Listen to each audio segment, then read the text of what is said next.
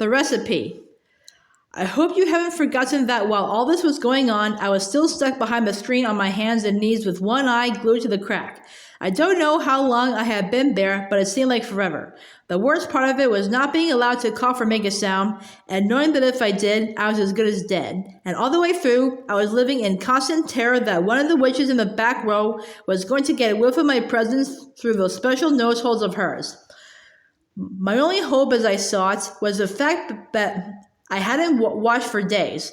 That and the never-ending excitement and clapping and shouting that was going on in the room. The witches were thinking of nothing except the Grand High Witch up there on the platform and a great plan for wiping out all the children of England. They certainly weren't sniffing around for a child in the room. In their wildest dreams, if witches have dreams, that would never have occurred to any of them. I kept still and prayed. The Grand High Witch's dreadful gloating song was over now, and the audience was clapping madly and shouting, "Brilliant! Sensational! Marvelous! You are a genius, oh brainy one!" It is a thrilling invention, this delayed action mouse maker. It is a winner, and the beauty of it is that the teachers will be the ones who bump off the stinking little children. It won't be us doing it. We shall never be caught. Witches are never caught, snapped the Grand High Witch. Attention now. I want everybody's attention, for I am about to be telling you what you must do to prepare Formula 86 Delayed Action Mouse Maker. Suddenly, there came a great gasp from the audience. This was followed by a hubbub of shrieking and yelling, and I saw many of the witches leaping to their feet and pointing at the platform and crying out, "Mice! Mice! Mice! She's done it! She's done it to show us! The brainy one has turned 2 children into mice, and there they are." I looked toward the platform. Mice were there all right, 2 of them, running around near the Grand High Witch's skirts. But these were not field mice or house mice or wood mice or harvest mice. They were white mice. I recognized them immediately as being my own little William and Mary. "Mice!" shouted the audience. "Our leader has made mice to appear out of nowhere. Get the mouse traps, fetch the cheese." I saw the Grand High Witch peering down at the floor and staring with obvious puzzlement at William and Mary. She bent lower to get a closer look. Then she straightened up and shouted, "Quiet!" The audience became silent and sat down. "These mice are nothing to do with me," she shouted. "These mice are pet mice. These mice are quite obviously belonging to some repellent little child in the hotel. A boy it will be for certainty, because girls are not keeping pet mice."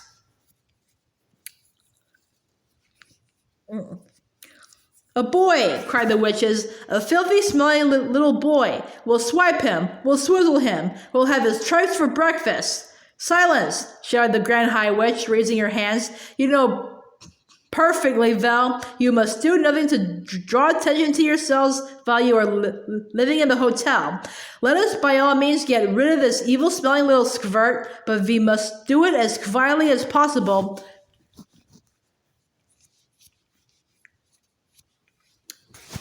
For are we not all of us the most respectable ladies of the Royal Society for the Prevention of Cruelty to Children? What do you suggest then, O brainy one?" they cried out. "How shall we dispose of this small pile of filth?"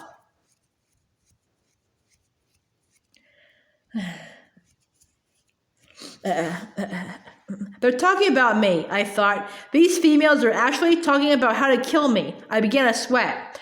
"Whoever he is not important," announced the Grand High Witch.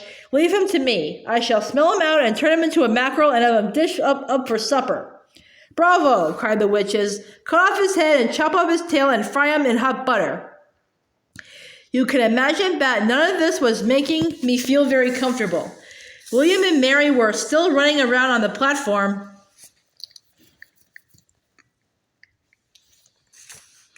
and I saw the Grand High Witch aim a swift running kick at William. She caught him right on the point of her toe and sent him flying. She did the same to Mary. Her aim was extraordinary. She would have made a great football player. Both mice crashed against the wall, and for a few moments they lay stunned. Then they got to their feet and scampered away. Attention again! The Grand High Witch was shouting.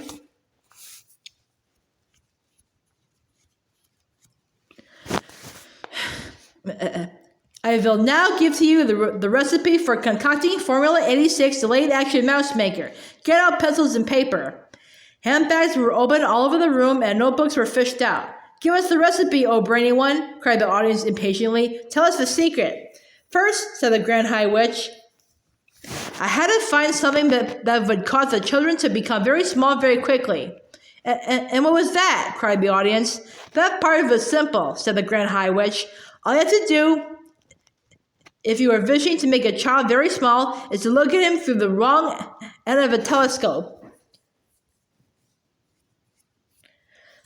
She's a wonder, cried the audience. Who else would have thought of a thing like that? So you take the wrong end of a telescope, continued the Grand High Witch, and you boil it until it gets soft. How long does that take? They asked her. 21 hours of boiling, answered the Grand High Witch, and while this is going on, you take exactly 45 brown mice, and you chop up their tails with a carving knife, and you fry the tails in hair oil until they are nice and crisp.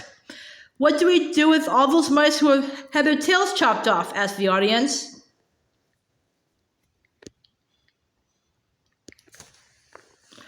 You simmer them in frog juice for 1 hour, came the answer. But listen to me. So far, I have only given you the easy part of the recipe. The really difficult problem is to put in something that will have a genuine delayed action result, something that can be eaten by children on a certain day, but which will not start working on them until 9 o'clock the next morning, then they arrive at school.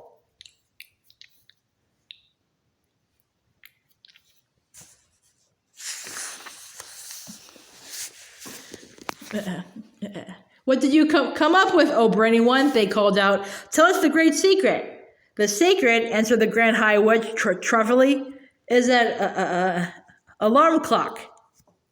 An alarm clock, they cried, is a stroke of genius. Of course it is, said the Grand High Witch. You can set a 24-hour alarm clock today, and at exactly 9 o'clock tomorrow, it will go off. But we will need 5 million alarm clocks, cried the audience. We will need one for each child.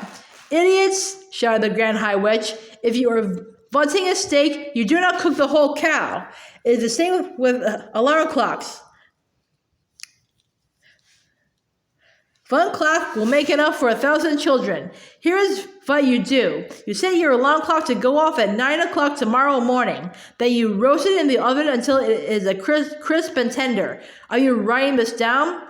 We are, your grandness, we are, they cried. Next, said the Grand High Witch, you take your boiled telescope and your fried mouse tails and your cooked mice and your roasted alarm clock, and all together you put them into the mixer. Then you mix them at full speed.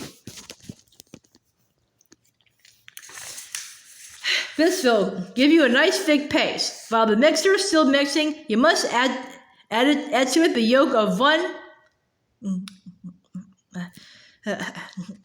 Gruntel's egg.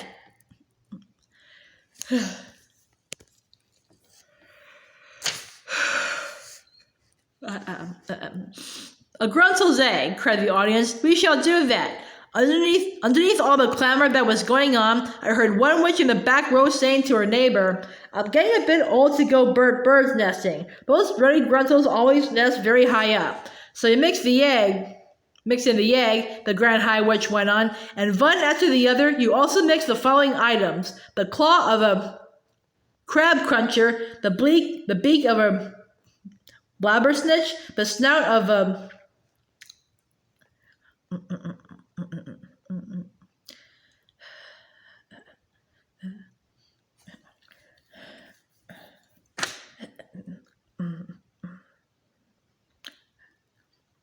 grobblesfurt, and the tongue of a cat springer. I trust you are not having any trouble finding those. None at all, they cried out. We will spear the blubbersnitch and trap the crab cruncher and shoot the grobblesquirt and catch the cat springer in his burrow. Excellent, said the Grand High Witch. Then you have mixed everything together in the mixer. You will have a most marvelous looking green liquid. Put one drop, just one titchy droplet of this liquid into a chocolate or a sweet, and at 9 o'clock the next morning, the child who ate it will turn into a mouse in 26 seconds. But one word of Warning: never increase the dose. Never put more than 1 drop into each sweet or chocolate. And never give more than 1 sweet or chocolate to each child. An overdose of delayed action mouse maker will mess up the timing of the alarm clock and cause the child to turn into a mouse too early. A large overdose might even have an instant effect, and you wouldn't want that, would you?